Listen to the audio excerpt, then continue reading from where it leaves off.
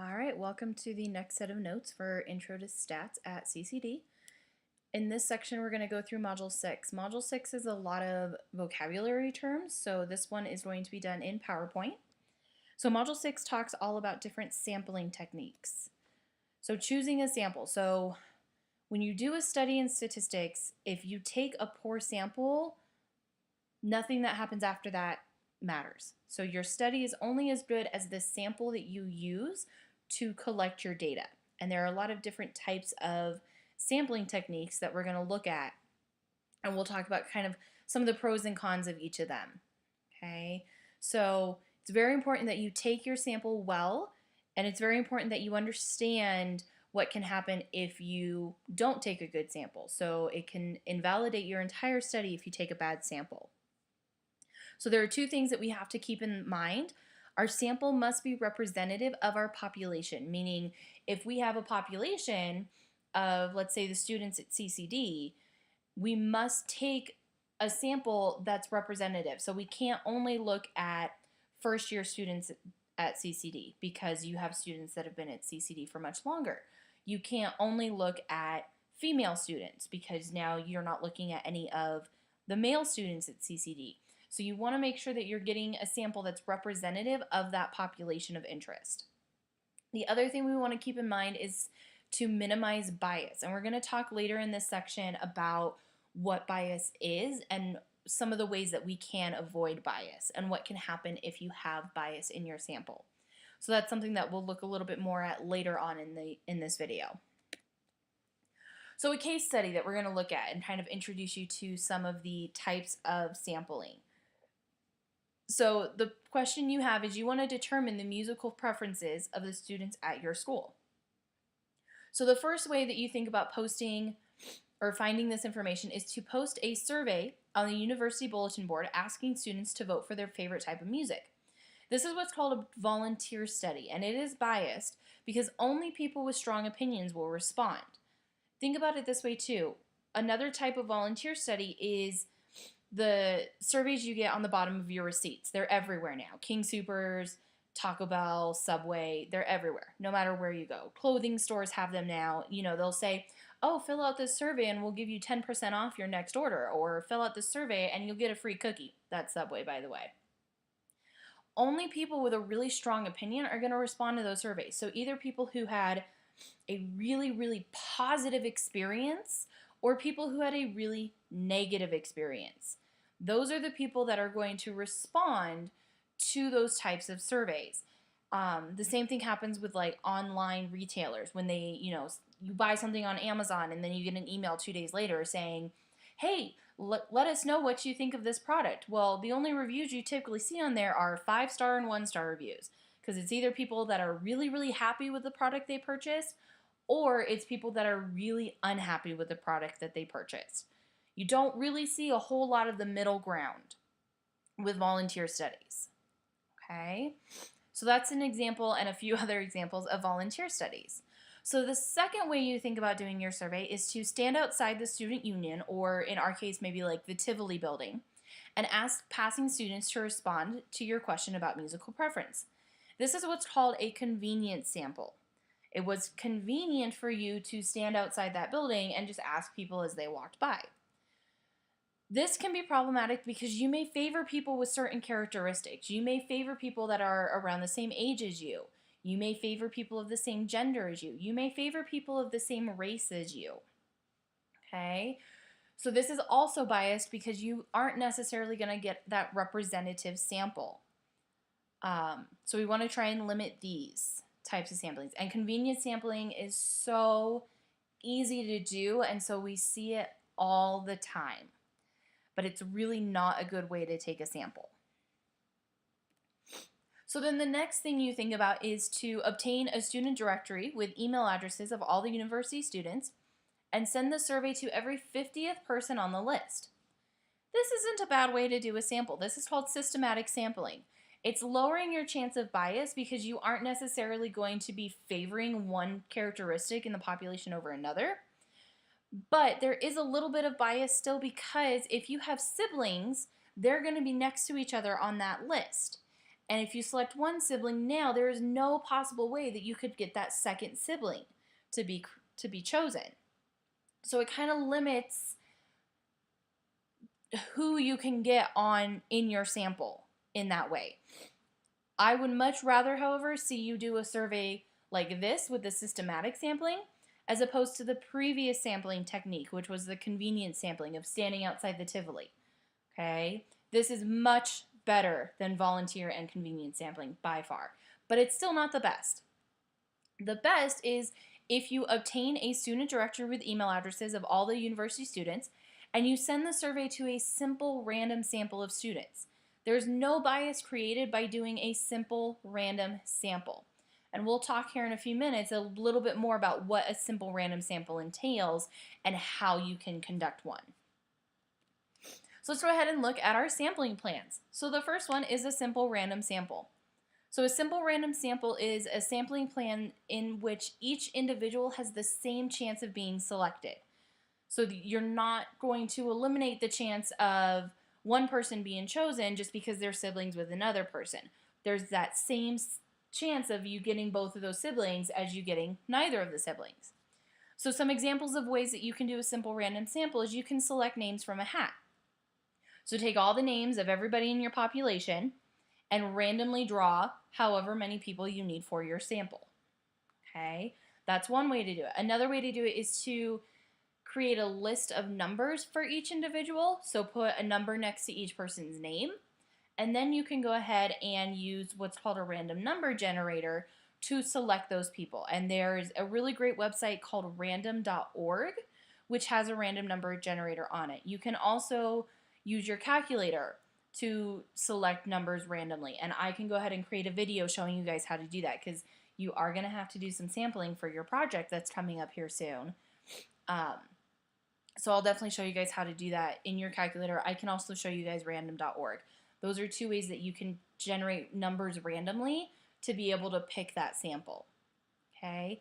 I've had one student, she kind of did this names from a hat thing, but she didn't have a hat to put the numbers in that she had created for her project. So she threw them on the floor.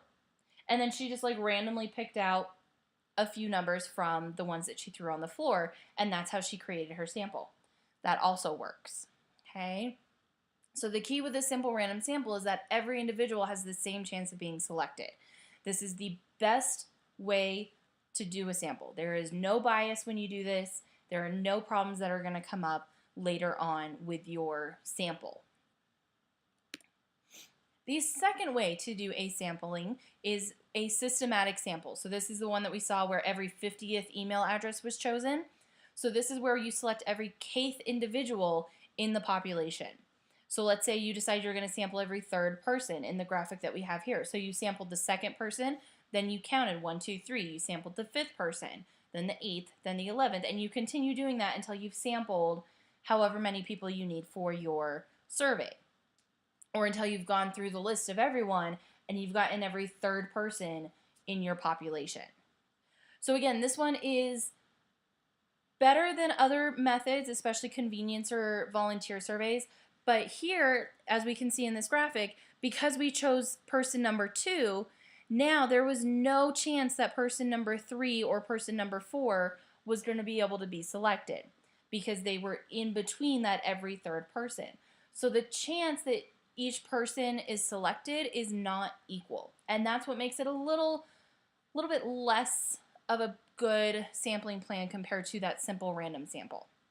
But this one can be a lot easier for you as the person conducting the research. Simple random samples, let me go back. Simple random samples can be very time consuming and very expensive, which is why we have other options. Systematic sampling, it can be done much faster and probably for less money in the long run. So now cluster sampling. So cluster sampling is done when the population gets divided into groups or clusters, and you randomly pick several clusters and sample every single member of that cluster. We see these a lot in citywide surveys. What they'll do is they'll cluster people based on the neighborhood they live in or maybe by their zip code. And then they'll go and they'll randomly select using a random number generator or drawing names from a hat, randomly select a few of those zip codes, and then they'll send their survey to every person who lives in that zip code. Okay, so in this graphic we can see that we divided everybody up. We've got 6 groups, and then they selected 2 clusters. So they selected this cluster here and this cluster here. So they surveyed both people in each of those clusters. So they surveyed persons 5 and 6 as well as persons 11 and 12. You can see this a lot too in like schools. What they'll do is they will make each class, especially in like elementary schools where you're in the same class the whole time, they'll make each teacher's class a cluster, and then they'll randomly select a few teachers and they'll survey all of the students that that teacher has. That's another way that you can use cluster sampling. So then the last one we have is stratified sampling. So stratified sampling gets confused with cluster sampling a lot, so we're going to try and keep them clear. So with stratified sampling, the population is divided into homogeneous groups. So we divide everybody up based on their race or based on their gender or based on some shared characteristic between the people. So now notice that these groups are not necessarily the same size, but they all have the same color. Okay, these are all the blue people, these were all the red people, these were all the green people. So we've divided them up based on a shared characteristic, and then from there we randomly select a few people from each group. And usually the number of people that you select from each group is relative to that group's size. So for example, in this graphic, we can see there are only 3 people that were blue, so we only selected 1 person. But now over here, we had 6 red people, so they selected 2 of them, and then only 3 green people, so they only selected 1 green person. So the number of people is relative to how large that group or that strata is. So big difference between cluster sampling and stratified sampling. In cluster sampling, you create the groups, but not all the people have to be the same. It's usually based on geographic location. You all happen to live in the same neighborhood, but you're not all going to be the same age or race or gender. And you select a cluster and you survey every single person in that cluster. With stratified sampling, you group the people based on a shared characteristic. So you have everybody who's in their 20s in one group, 30s in another group, 40s in another, or you have each race in their own group, religion, gender, whatever that may be, income level. You group them based on that, and then you randomly select a few people from each of those groups. So that's the big difference between the cluster sampling and the stratified sampling. And I just really study that, guys, because that's one that gets flip-flopped a lot because we're breaking people into groups with both of them. So now what we're going to do is we're going to talk about bias in sampling. So basically, what can go wrong when you're taking your sample or when you're collecting your data? And there are 3 types of bias. The first is sampling bias. The second is non-response bias, and the third is response bias. So we're going to start by looking at sampling bias. Sampling bias is when your sample was chosen poorly and you favored one group over another. So you stood outside Tivoli, but you only asked people that were the same gender as you. So if I were to stand outside Tivoli and do my sample, I wouldn't go up to any guys. I would only approach the girls. That's a bad sample. And that's going to create sampling bias because your sample was not representative. So some examples of places where we see this are surveys that are posted on politically leaning websites that claim to represent all Americans. So you go to, I want to make sure I get this right, Fox News, which is typically more of a Republican leaning website, and you fill out a survey and then they post these results and they say that 45% of all Americans think this. But because their website is a little more Republican leaning, you're not going to see as many Democrats or independents going to that website because they know that they're going to get a one-sided view of the issue. And so saying that their claim is representative of all Americans isn't necessarily true. It's probably more representative of how Republicans feel as opposed to everybody, which, there are lots of political affiliations out there. Another issue with sampling bias is if you want to do a survey about students' preferred commute method to school, but you only hand out questionnaires to students that are standing around the light rail and bus stations. Well, I can tell you when I went to school, I drove. And so I was never at a light rail or a bus station when I was at school. So there was no way for me to have been given that survey if you only gave it to students who hang out at the light rail and the bus stations. Same with students who walk to school or bike to school. They're not going to be hanging around the bus stop waiting for the bus because, well, they walk to school. They're just going to walk home. They're not going to hang out anywhere. So that's another example of sampling bias, a way that the way you conducted your survey favored one part of the population over another. So the next type of bias we have is non-response bias. This is where not everyone in the sample responds to the survey, causing an underrepresentation of a part of the population. So an example of this is that every citizen of legal voting age is included in the voting process. If you are 18, you are allowed to vote. But historically, the younger part of the population becomes underrepresented because they don't tend to vote. In the past, I think that trend has changed in recent years. I think a lot of younger people are getting out there and voting, but that wasn't the case in the 90s and the early 2000s.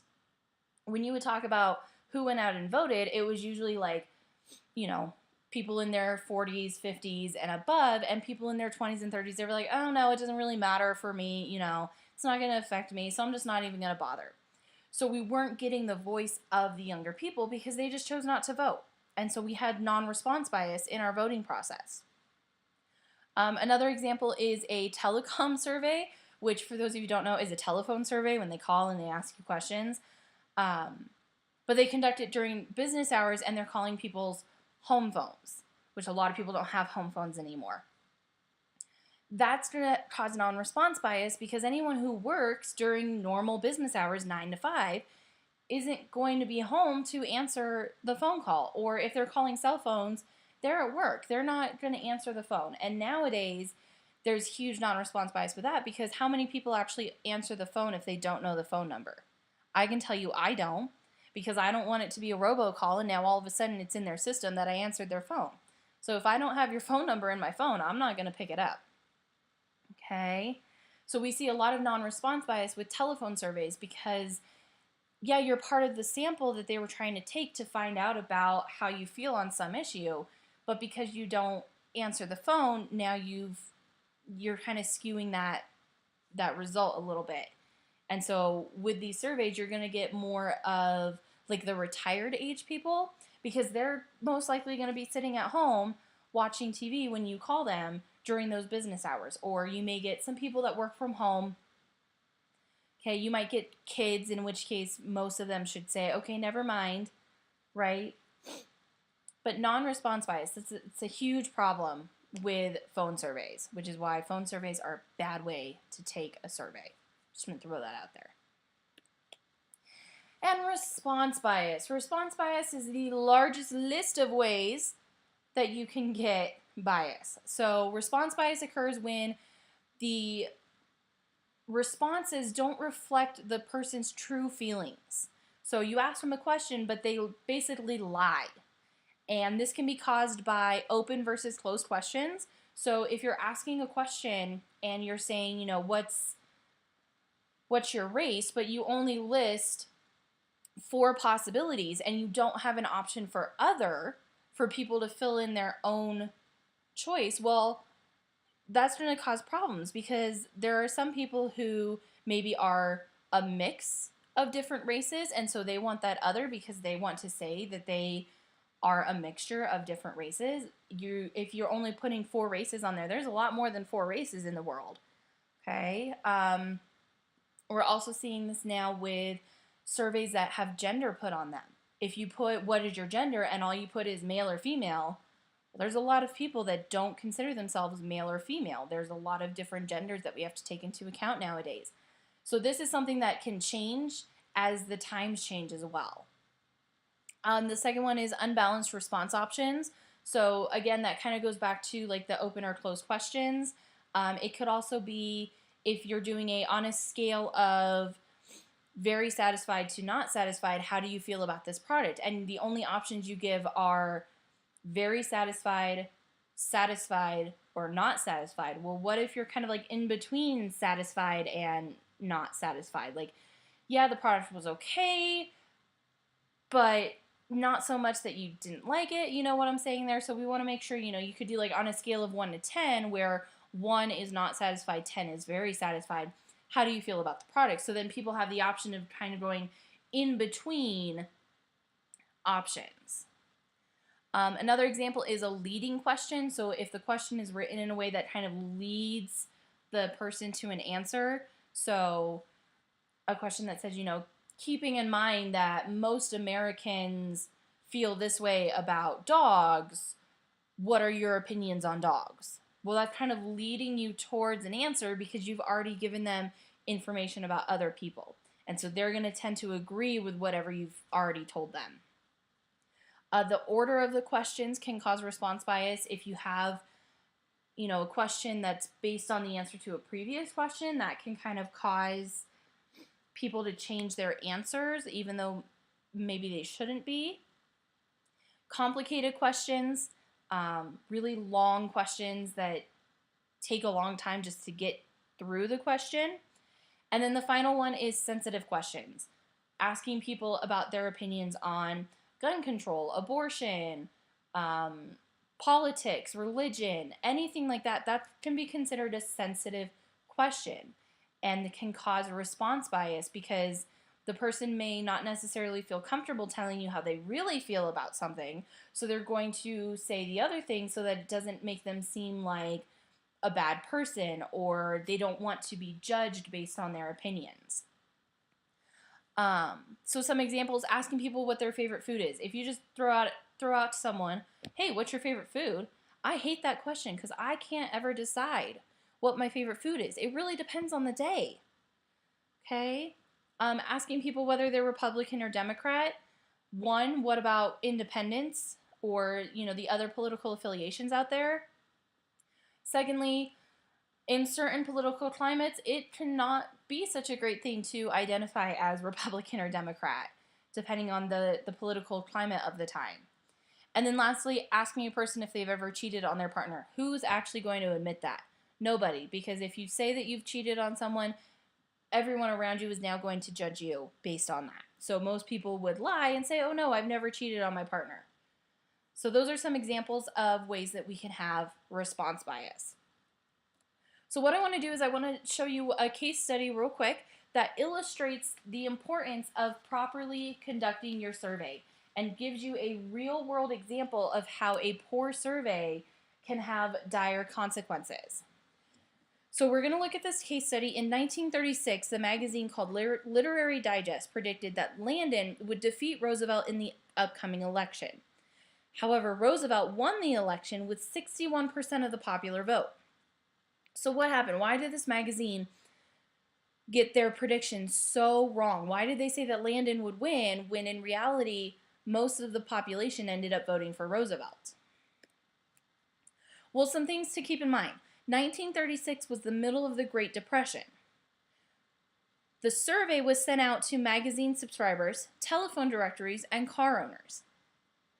Only the wealthy could afford these luxuries at the time, and Landon was the Republican candidate.